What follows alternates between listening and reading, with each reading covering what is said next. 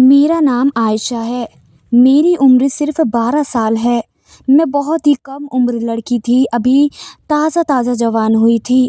جو بھی مجھے دیکھتا وہ تو بس دیکھتا ہی رہ جاتا، کیونکہ میرے اندر نازک حسن زیادہ تھا، اس لیے غیر مرد مجھے بہت عجیب نظروں سے دیکھتے تھے، اور اس وجہ سے تو میرے بابا مجھ سے بہت نفرت کرتے تھے، کیونکہ میری وجہ سے محلے میں ان کو باتیں سننی پڑتی تھی۔ وہ نہیں چاہتے تھے میری وجہ سے وہ محلے بھر میں بے عزت ہوں، اور میری 4 بہنیں بھی تھیں اور وہ بھی مجھ سے بڑی تھیں، لیکن ان کے نازک حسن نارمل تھا جیسا عام لڑکیوں کا ہوتا ہے، اور یہ بھی مجھ سے گھین کھاتی تھیں اور مجھے بات تک نہ کرتی تھیں، مجھے ہر وقت نفرت کی نگاہ سے دیکھتی تھیں۔ میں 12 سال کی تھی، لیکن ابھی سے میرا جسم کافی زیادہ بڑھ چکا تھا۔ اس میں سے میری ماں ہی تھی جو مجھے تھوڑا بہت محبت کرتی تھی اور میری ہر چیز کا خیال کرتی تھی، کیونکہ ماں تو ماں ہوتی ہے جس کی جگہ اور کوئی نہیں لے سکتا۔ لیکن ہر وقت میرے بابا اور میری بہنیں باتیں سنایا کرتے تھے۔ میں تھی تو 12 سال کی، لیکن مجھے اتنا بڑا دوپٹہ دے دیا تھا، میں تو اس دوپٹے کے وزن کو بھی سنبھال نہیں پاتی تھی، اور دوپٹہ بھی مجھ سے سنبھالا نہیں جاتا تھا، ادھر ادھر گر جایا کرتا تھا۔ تو میری بڑی بہن منہ پر تھپڑ مار کر کہتی کہ اپنا سراپا چھپا کے نہیں رکھ سکتی۔ اس کے یوں تھپڑ میرے منہ پر مارنے سے میری آنکھوں سے آنسو آ جاتے تھے، اور آخر مجھے سمجھ بھی نہیں آتا تھا کہ یہ مجھے مار کیوں رہی ہیں۔ ایسا میں نے کیا کر دیا جو مجھے تھپڑ کھانے کو مل رہے ہیں؟ میں اپنی بہنوں میں سب سے چھوٹی تھی۔ جیسے جیسے میں بڑی ہو رہی تھی، میرے جسم میں کچھ تبدیلیاں آ رہی تھیں جو کہ بہت ہی زیادہ عجیب تھی۔ میرا ہم عمر لڑکیوں میں تو ایسا نہیں دکھتا، وہ لڑکیاں تو میری جیسی نہیں لگتی تھیں۔ اب تو میری اماں بھی بار بار مجھے چادر لینے کو کہتی تھیں۔ پہلے تو مجھے دوپٹہ بھی سنبھالا نہیں جاتا تھا، لیکن اب یہ چادر کیسے سنبھال پاتی، لیکن اب یہ چادر لینے سے تو مجھے بہت ہی زیادہ گرمی لگتی تھی۔ امی کہتی گرمی گئی بھاڑ میں، لیکن یہ چادر اپنی تن سے جدا نہ کرنا، ورنہ تیری وجہ سے کسی دن مصیبت ہمارے گھر میں آ جائے گی۔ مجھے تو اب سہیلیوں کے ساتھ کھیلنے سے بھی منع کر دیا گیا۔ اب یہ 4 دیواری ہی میں زندگی گزار رہی تھی۔ میرے ابا جب بھی مجھے دیکھتے نفرت سے ہی دیکھتے تھے، پتہ نہیں وہ مجھ سے کیوں محبت نہیں کرتے تھے۔ آخر میں بھی تو ان کی بیٹی تھی، مجھ میں بھی تو ان کا پیار ملنا چاہیے تھا، پھر کیوں وہ میری طرح نفرت بھری نگاہوں سے دیکھتے تھے؟ دن ایسے ہی گزر رہے تھے اور سب بہنیں پڑھ لکھ کر نوکریاں کر رہی تھیں، لیکن مجھے تو پڑھایا لکھایا بھی نہیں جا رہا تھا۔ ایک دن میرے ابا کے دوست گھر پر آئے تو وہ مجھے گھر کے کام کرتے دیکھے، تو ابا کا دوست کہنے لگا کہ تمہارے گھر میں جو لڑکی نوکرانی ہے کیا؟ تھوڑے وقت کے لیے میرے گھر پر بھی بھیج سکتے ہو، کیونکہ اس وقت میری بیوی پریگننٹ ہے اور اس کے ہاتھ سے گھر کا سارا کام نہیں ہو پاتا، اس لیے تھوڑے وقت کے لیے اس لڑکی کو میرے گھر بھیج دو، میں اسے تنخواہ تھوڑی زیادہ دے دوں گا۔ یہ سن کر تو ابا بہت غصے میں ہو گئے تھے، اور وہ مجھے اپنی بیٹی کہنے سے بھی کترا رہے تھے، کیونکہ وہ نہیں چاہتے تھے ان کے دوستوں میں ان کی بے عزتی ہو۔ مجھے یہ دیکھ کر بہت دکھ ہوا تھا، اور ابا کا دوست چلا گیا تھا، لیکن اس کے جاتے ہی ابا نے گھر میں ہنگامہ مچا رکھا تھا کہ تم میرے دوست کے سامنے بھی کیوں آئی؟ کیا تم اپنے آپ دکھانے کے لیے آئی تھی؟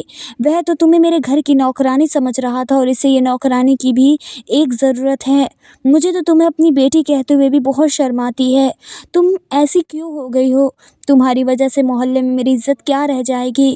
میں اپنی اولاد کو تو کھو سکتا ہوں، لیکن اپنی عزت نہیں۔ فاریہ جلد سے جلد اپنی اس بھدی اور موٹی بیٹی کا کچھ بندوبست کرو، میں اب اور ذلیل نہیں ہو سکتا، مجھے اس گھر میں سکون چاہیے، اور مجھے سکون تبھی ملے گا جب یہ لڑکی میری آنکھوں سے دور رہے گی، ورنہ اس کی وجہ سے مجھے دنیا بھر میں بے عزت ہونا پڑے گا۔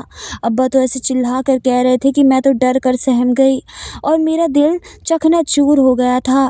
مجھے دنیا کی باتوں تو اب تک سننے کو نہیں ملی تھی، لیکن ابا کی باتیں سن کر میری آنکھیں خون کے آنسو رونے لگیں۔ میں بھاگتے ہوئے اپنے کمرے میں چلی گئی تھی، اور میری ماں بھی میرے پیچھے آ گئی تھی، اور وہ بہت محبت سے اپنا ہاتھ میرے سر پر رکھ کر بولی تمہیں اتنا دکھی ہونے کی کوئی ضرورت نہیں ہے، اس میں تمہارا کوئی قصور نہیں ہے، لیکن یہ باتیں ہم لوگوں کو نہیں سمجھا سکتے، لیکن میں اب جو بھی فیصلہ کر رہی ہوں وہ تمہارے بھلے کے لیے کر رہی ہوں، تم مجھے غلط مت سمجھنا، جب تک اس گھر میں رہو گی تمہیں اسی طرح کی باتیں سننے کو ملیں گی، اس لیے میں نے ایک بہت اچھا تمہارے حق میں فیصلہ کیا ہے، اور اللہ اس میں بہتر کرے۔ اتنا کہہ کر اماں کمرے سے چلی گئیں، لیکن مجھے تو ابا کی باتیں میرے دل پر چبھ رہی تھی۔ میں چاہ کر بھی ان کی باتیں بھول نہیں پا رہی تھی۔ مجھے ان کی باتیں بہت دکھ دے رہی تھی۔ آج پورا دن میں ابا کے سامنے نہیں گئی تھی، اپنے کمرے میں ہی رہ کر سارا دن گزارا تھا، اور اماں ایک عورت کے ساتھ میرے کمرے میں آئیں۔ مجھے دیکھتے ہی کہنے لگی، اچھا رشتہ ملنا تو مشکل ہے لیکن طلاق شدہ لڑکا ضرور مل جائے گا۔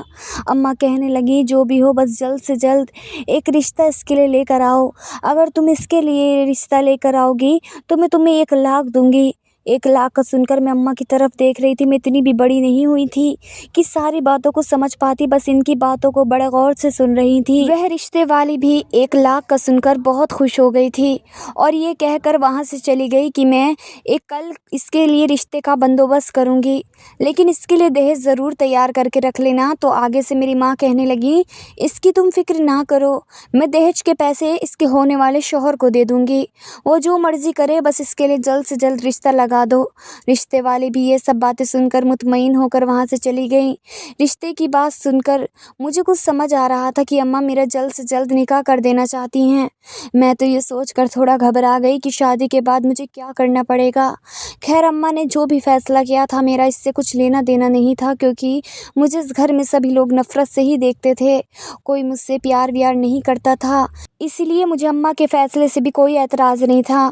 میری بہنیں تو مجھ سے بڑی تھی اور میں ان سے چھوٹی ہی تھی، لیکن میری شادی سب سے پہلے ہو رہی تھی، کیونکہ مجھے شادی کر کے اس گھر سے دور کر دینا چاہتے تھے۔ میری زندگی پر سب کے فیصلے چلتے تھے، لیکن مجھے ہی کوئی حق نہیں تھا اپنی زندگی کھل کر جینے کا، کیونکہ میں نے اماں سے کچھ بھی نہیں پوچھا۔ اگر پوچھتی بھی تو وہ مجھے کوئی جواب نہ دیتی، لیکن مجھے اب اچھی طرح سے پتہ چل رہا تھا کہ یہ سب گھر والے مجھ سے کیوں نفرت کرتے ہیں، کیونکہ میں کم عمر میں ہی میری جسمانی خوبصورتی زیادہ تھی، اس لیے خیر جیسے جیسے یہ رات تو گزر گئی، اگلا دن شروع ہو چکا تھا، لیکن میں نے اب تک کمرے سے باہر قدم نہیں رکھا تھا، اور کل سے کھانا نہ کھانے کی وجہ سے مجھے کافی زیادہ بھوک بھی لگ رہی تھی، اس لیے سب سے چھپتے چھپاتے میں کچن میں گئی تو رات کا کھانا بچا ہوا تھا، وہیں کمرے میں لے کر کھانے لگی۔ میرا موٹاپن زیادہ ہونے کی وجہ سے مجھے کھانے بھی کم ہی دیتے تھے، لیکن مجھے تو بار بار بھوک ہی لگتی تھی۔ خیر میں نے کھانا کھا کر بیٹھ کے نیچے پلیٹ رکھ دی تاکہ کسی کو پتہ نہ چل سکے کہ میں نے کھانا کھایا ہے۔ خیر 12 بجے کا وقت تھا اور رشتہ کرانے والی عورت بھی آ گئی اور آ کر اماں سے کہنے لگی، مبارک ہو فاریہ، تمہاری بیٹی کے لیے ایک بہت ہی اچھا رشتہ مل چکا ہے اور وہ جلد سے جلد شادی بھی کرنا چاہتے ہیں، لیکن لڑکے کے کوئی ماں باپ نہیں ہے، لڑکا اکیلا ہے۔ میری ماں نے یہ سنتے ہی فوراً اس رشتے کے لیے ہاں کر دیا، نہ ہی لڑکے کو دیکھا اور نہ ہی لڑکے کے آگے پیچھے کا جاننے کی کوشش کی، بس رشتہ ملتے ہی اللہ کا شکر گزار کر کے ہاں کہہ دیا۔ مجھے تو اب سارا قصہ سمجھ جا آ رہا تھا، یہ تو بس مجھے بوجھ سمجھ رہے تھے اور اپنے سر سے جلد اتارنا چاہتے تھے۔ اماں نے رشتے والی آنٹی سے کہا کہ تو اب اس میں دیر کس بات کی، کل یہ لڑکے کو لے کر آ جاؤ، گھر میں سادگی سے نکاح کر لیتے ہیں۔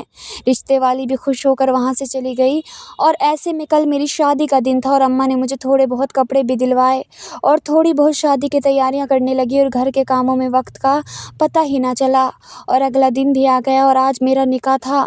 میں نے ابھی تک اپنا شوہر نہیں دیکھا تھا، شام 5 بجے میرا نکاح تھا، لیکن میرے نکاح میں نہ ہی میرے ابا موجود تھے اور نہ ہی میری بہنیں تھیں، بس میری امی اور رشتہ کرانے والی موجود تھی، اور لڑکے کے جوڑ میں 3 لڑکے گواہ بن کر آئے تھے اور ایک مولوی صاحب تھے۔ بس اتنے لوگ کی موجودگی میں ہی میرا نکاح اس شخص سے ہو گیا جو بے باک نظروں سے بس مجھے گھورے جا رہا تھا۔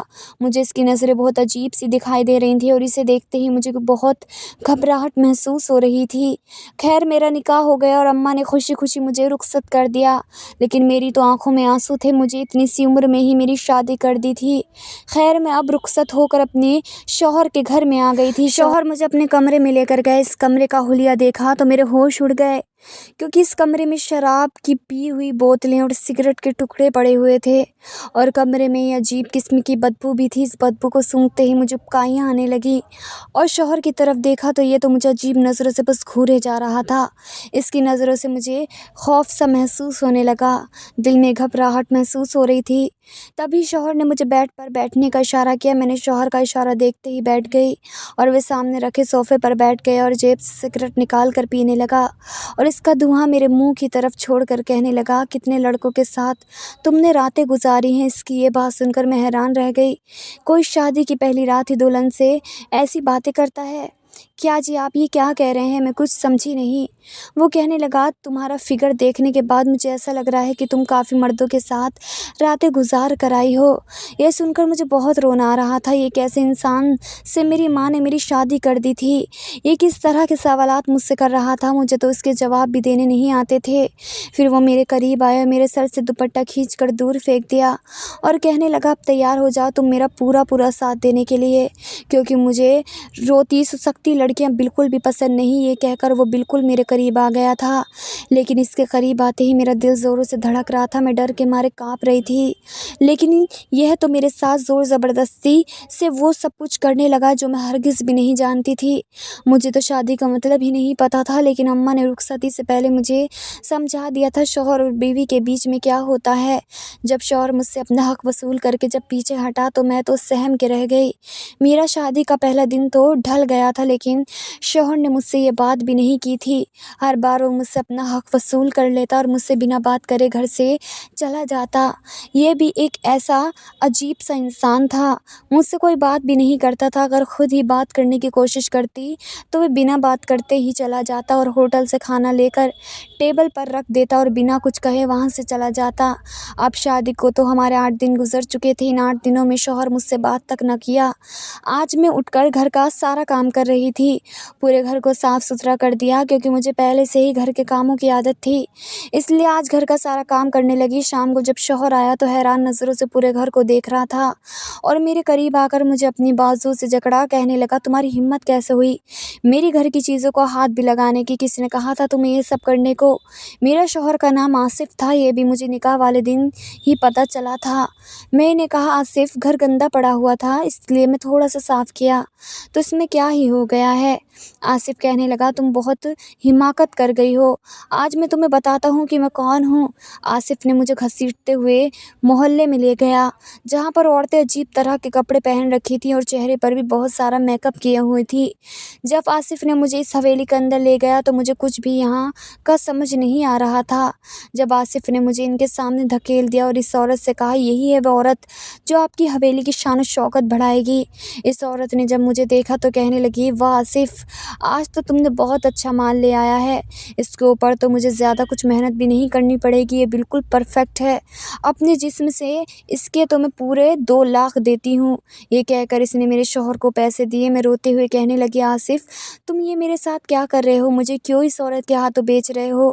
میں تمہاری بیوی ہوں، میرے ساتھ ایسا مت کرو، تم جو چاہو میرے ساتھ کر لو، لیکن میری زندگی برباد مت کرو۔ میں چیختی رہی، چلاتی رہی، لیکن آصف مجھے یہاں پر چھوڑ کر چلا گیا۔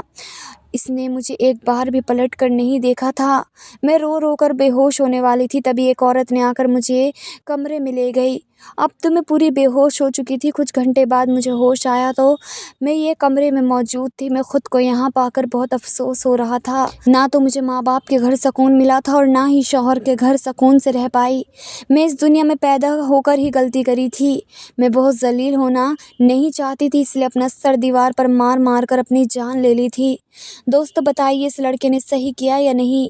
آج کی ویڈیو کہانی آپ کو کیسی لگی کمنٹ کر کے ضرور بتائیے گا، اور ویڈیو اچھی لگی ہو تو لائک شیئر ضرور کیجیے گا اور ہمارے چینل کو سبسکرائب ضرور کریں۔ فرینڈس ملتے ہیں اگلی نیو ویڈیو کے ساتھ، تب تک کے لیے بائے بائے، ٹیک کیئر، اللہ حافظ۔